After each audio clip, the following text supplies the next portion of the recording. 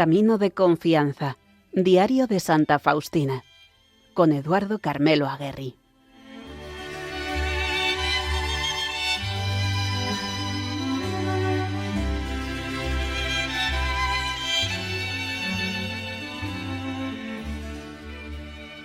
Queridísima audiencia, para preparar esta introducción al programa de hoy, que es el primero de 2 capítulos dedicados al tema del silencio, tuve necesidad de pedir un milagro al cielo para verme envuelto en él, en ese sacratísimo regalo del silencio, y evitar así toda distracción exterior.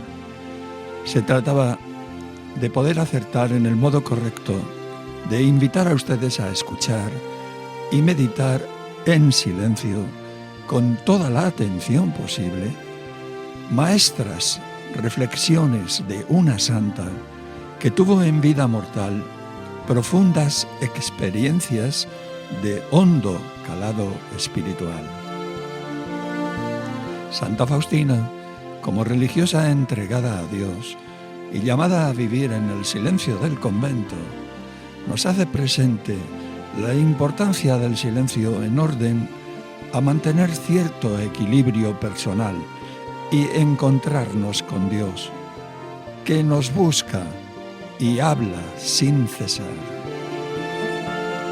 También nos habla elocuentemente de cómo hemos de dominar la lengua para ser mujeres y hombres virtuosos, que no sean arrastrados por el ímpetu de las pasiones, y en lugar de ponerla al servicio del mal, mentira, calumnia, difamación, sirva al bien, glorificando a Dios y por medio del apostolado. El silencio interior ayuda eficacísimamente a crecer en la vida espiritual y en la unión con Dios, además de conocernos mejor a nosotros mismos.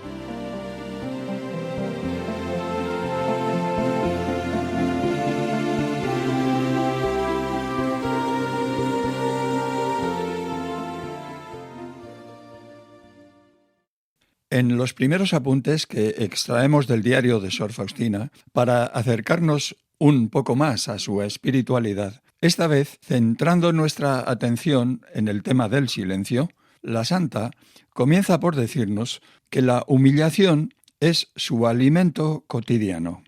Comprende que la esposa acepta todo lo que atañe a su esposo. Por eso entiende que la vestimenta del desprecio que lo ha cubierto a él debe cubrirle también a ella. En los momentos en que sufre mucho, trata de callar, porque desconfía de la lengua, que en esos momentos es propensa a hablar de sí misma, en lugar de servirse para alabar a Dios por todos los beneficios y dones que le han sido proporcionados. Esto es lo que nos dice. Cuando recibo a Jesús en la Santa Comunión, le ruego con fervor que se digne sanar mi lengua, para que no ofenda con ella ni a Dios ni al prójimo.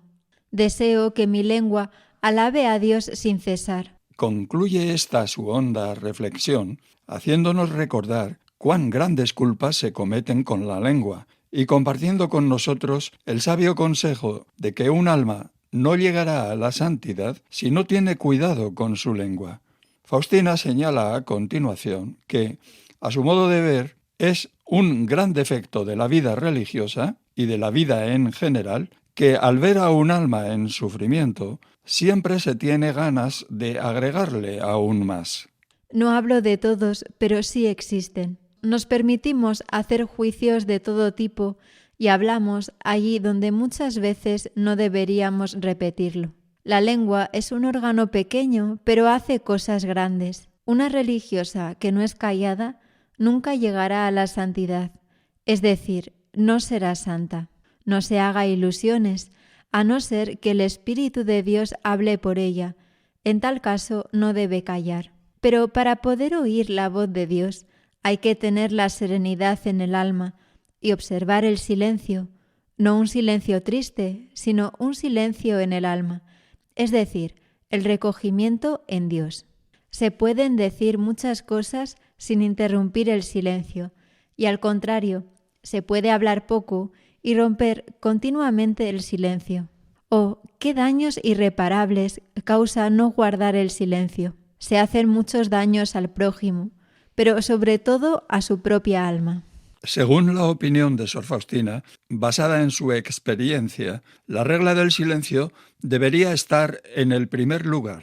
Dios no se da a un alma parlanchina, que como un zángano en la colmena zumba mucho, pero no produce miel. El alma hablantina está vacía en su interior. No hay en ella ni virtudes fundamentales, ni intimidad con Dios, ni hablar de una vida más profunda, ni de una paz dulce, ni del silencio en el que mora Dios. El alma, sin gustar la dulzura del silencio interior, es un espíritu inquieto y perturba este silencio en los demás. Santa Faustina vio a muchas almas en los abismos infernales por no haber observado el silencio. En su diario narra que ellas mismas se lo dijeron cuando les preguntó cuál había sido la causa de su ruina. Se trataba de almas consagradas. Oh Dios mío, qué dolor al pensar que podrían estar no solamente en el paraíso, sino hasta ser santas. Oh Jesús, misericordia, tiemblo al pensar que debo rendir cuenta de la lengua. En la lengua está la vida, pero también la muerte. A veces con la lengua matamos, cometemos un verdadero asesinato. ¿Y debemos considerar esto como una cosa pequeña? De verdad, no entiendo estas conciencias. Conocí a una persona que al enterarse por otra de cierta cosa que se decía de ella, se enfermó gravemente. Perdió allí mucha sangre y muchas lágrimas, y luego vino una triste consecuencia, no causada por la espada, sino por la lengua. Oh mi Jesús silencioso, ten misericordia de nosotros. En los anteriores puntos del diario, Sor Faustina se ha referido al tema del silencio, pero ya no quiere seguir hablando de esto, sino de dos grupos de jueces.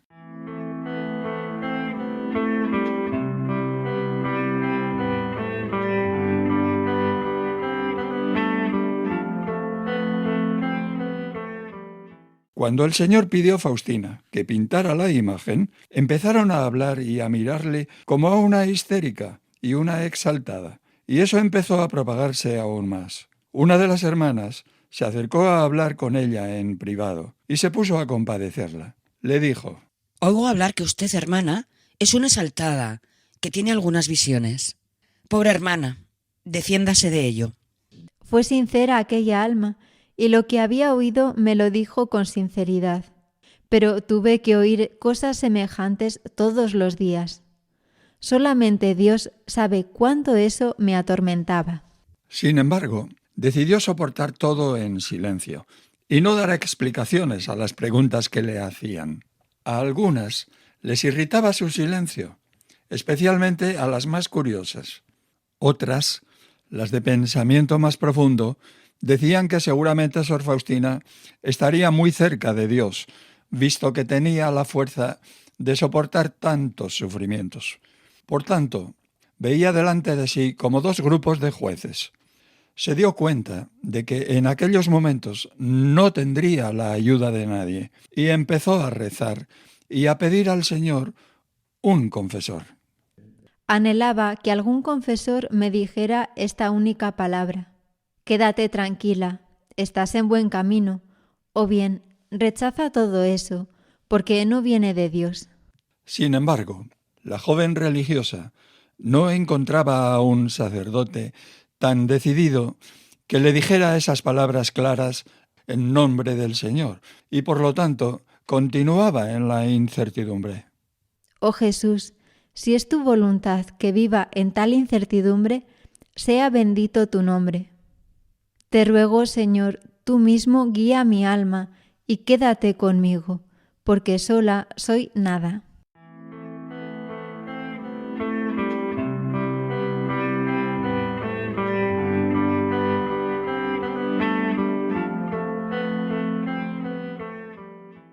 Lucha por mantener el silencio. La santa nos recuerda que, como sucedía normalmente, a los ejercicios espirituales asistían hermanas de varias casas. Una de las hermanas, que ella no había visto desde hacía mucho tiempo, vino a su celda y dijo que tenía algo que decirle. No le contesté nada, y ella se dio cuenta de que yo no quería romper el silencio. Me contestó: «No sabía, hermana, que usted fuera tan rara». Y se fue.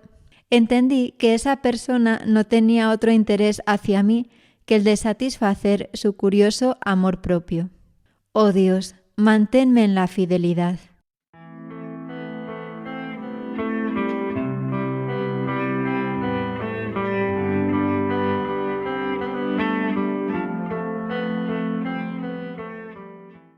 Vilna, 8 de febrero de 1935. La religiosa esboza 4 puntos sobre un trabajo interior particular, es decir, examen de conciencia que versa sobre negarse a sí misma y su propia voluntad.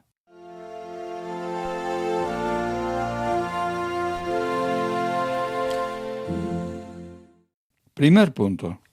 Negación de la razón, es decir, someterla a la razón de aquellos que aquí en la tierra sustituyen para mí a Dios.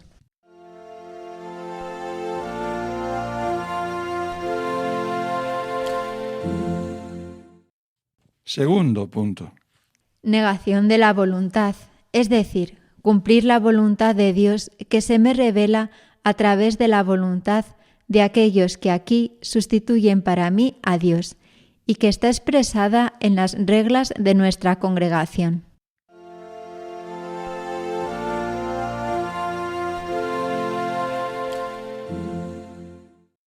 Tercer punto. Negación del juicio, es decir, aceptar inmediatamente sin pensar, sin analizar, sin razonar, cualquier orden que recibo de aquellos que sustituyen para mí a Dios.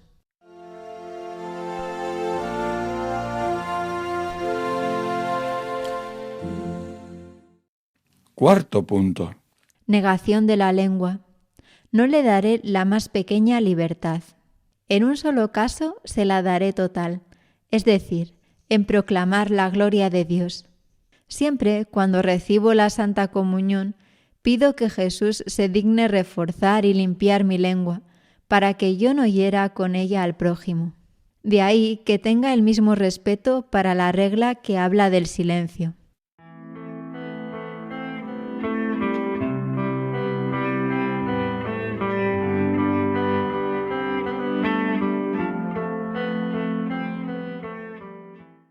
...15 de febrero de 1935. Viaje de unos días a la casa familiar para ver a su madre moribunda. En la mañana del día de su onomástica, 15 de febrero, la Madre Superiora le entrega otra carta de su familia y le da el permiso de ir a la casa familiar para cumplir el deseo y la petición de su madre moribunda. Enseguida empieza a prepararse para el viaje y al anochecer sale de Vilna. Toda la noche la ofrecí por mi madre gravemente enferma, para que Dios la concediera la gracia de que los sufrimientos que estaba pasando no perdieran nada de su mérito. Escribe en su diario que durante el viaje tiene una compañía muy agradable, ya que en el compartimento viajaban algunas señoras pertenecientes a una asociación religiosa mariana. Sentí que una de ellas sufría mucho y que en su alma se desarrollaba una lucha encarnizada. Comencé a rezar mentalmente por ella. A las 11, las demás señoras pasaron al otro compartimento para platicar, mientras nosotras nos quedamos solas. Sentí que mi plegaria había provocado en ella una lucha aún mayor. Yo no la consolaba, sino que rezaba con más ardor. Por fin, esa alma se dirige a Faustina y le pide que le diga si ella tenía la obligación de cumplir cierta promesa hecha a Dios. Se trataba de una maestra que antes de examinarse hizo a Dios la promesa de que si pasaba los exámenes se dedicaría al servicio de Dios, es decir, entraría en un convento. Pero dijo, después de aprobar muy bien los exámenes, ahora me he dejado llevar por el torbellino del mundo y no quiero entrar en el convento, pero la conciencia no me deja en paz y a pesar de las distracciones me siento siempre descontenta.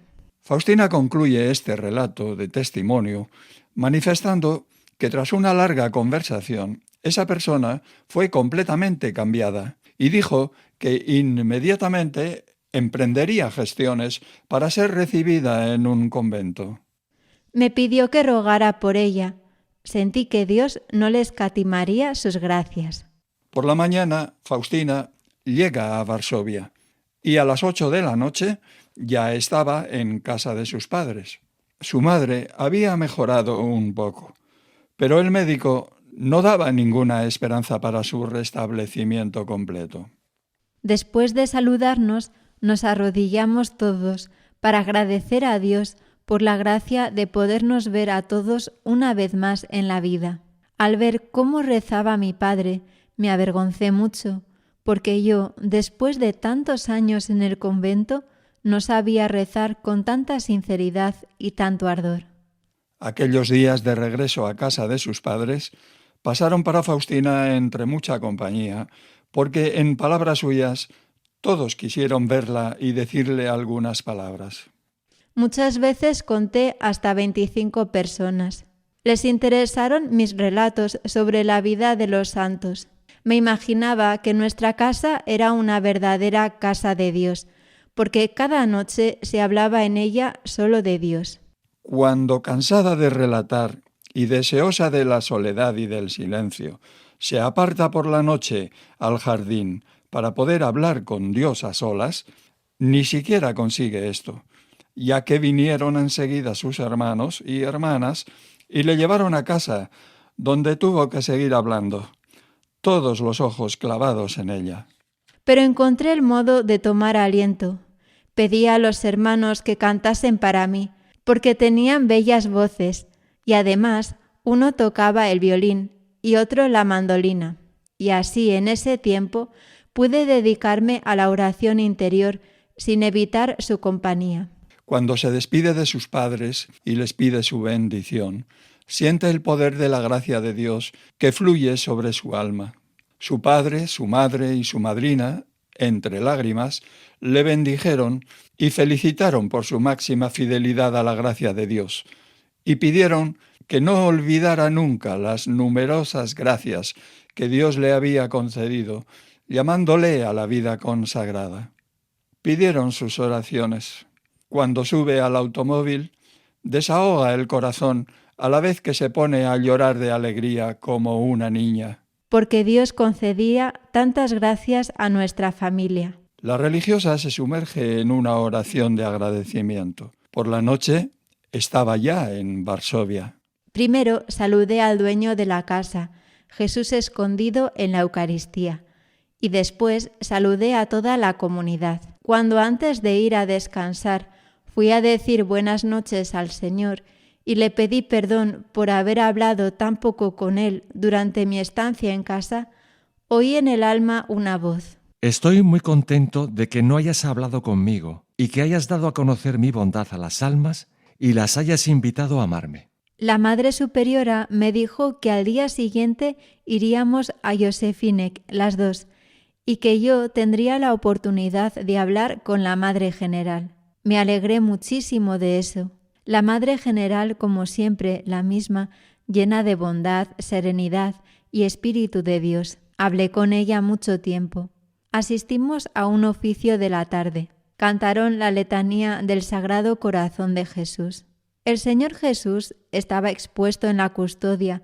Un momento después vi al pequeño Señor Jesús que salió de la hostia y Él mismo descansó en mis brazos. Eso duró un breve momento. Una enorme alegría inundó mi alma.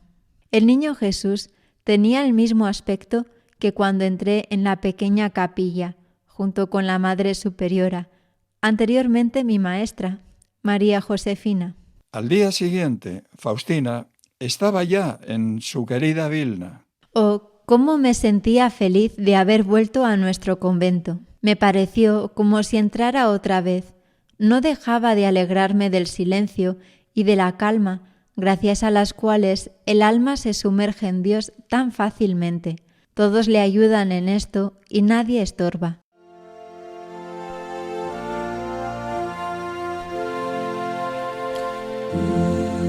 Llegado el momento de despedir el programa por hoy, habrá una segunda parte dentro de 15 días. Quisiéramos dar por seguro que el silencio es muy importante en la vida humana, a fin de no perdernos en la vorágine del mundo y vivir sin raíces profundas en el propio yo, como volcados hacia afuera, sin jamás penetrar en nosotros mismos. Cada año, durante la Navidad, nos viene a la memoria cómo el Señor Jesús nació en el silencio de la noche en Belén. Curiosamente, cuando emprende su vida apostólica, nada más iniciarla, nada más ser bautizado, se retira al desierto, llevado por el Espíritu Santo. 40 días con sus noches, entregado a la oración, en diálogo solitario con el Padre. Y qué elocuente fue su silencio a lo largo de toda su pasión. Repasando con detalle el Evangelio, da la impresión que las grandes decisiones del Señor, además de ser tomadas en un clima de oración y retiro, estaban permeadas de silencio. Y es que así se encontraba mejor con el Padre, pudiendo escuchar también los susurros del Espíritu Santo. De ahí que el silencio sea tan importante en la vida cristiana, a fin de encontrarnos en primer lugar con nosotros mismos y luego con Dios. Cuánto más para escudriñar los caminos por donde nos quiere conducir el Señor y comprender el significado de sus gracias y dones con que nos enriquece a diario. Compruébenlo, permaneciendo siempre fieles a esta radio que es Evangelio y Luz del Cielo. Y a propósito, no olviden lo que durante todo el tiempo de Navidad les hemos venido recordando, que Radio María se sostiene únicamente con donativos de sus oyentes. Si queremos continuar hacia adelante y que puedan ustedes seguir escuchando programas como este, necesitamos la ayuda de todos. De nuevo, tratamos de tener presente esta realidad. ¡Feliz Año Nuevo! Es la expresión más repetida estos días. Nosotros también la decimos, pero la acompañamos con la oración, pidiendo a la Virgen que, como en Caná, nos obtenga de Jesús el vino bueno de la alegría que no se desgasta, sino que crece hasta llegar a la plenitud eterna. Y con la proclamación de las palabras de Cristo, mayor felicidad hay en dar que en recibir, que nos invitan a hacer feliz este año a los que nos rodean. Un anuncio que es la razón de la existencia de Radio María, que necesita tu ayuda para seguir realizándolo muchos años más. Colabora.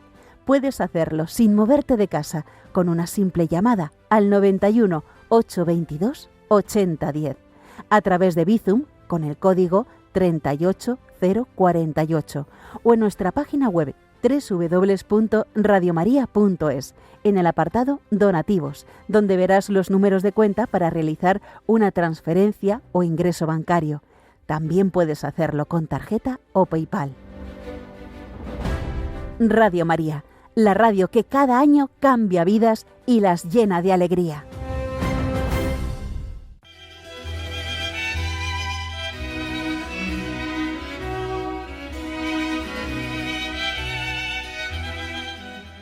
Camino de confianza. Diario de Santa Faustina. Con Eduardo Carmelo Aguerri.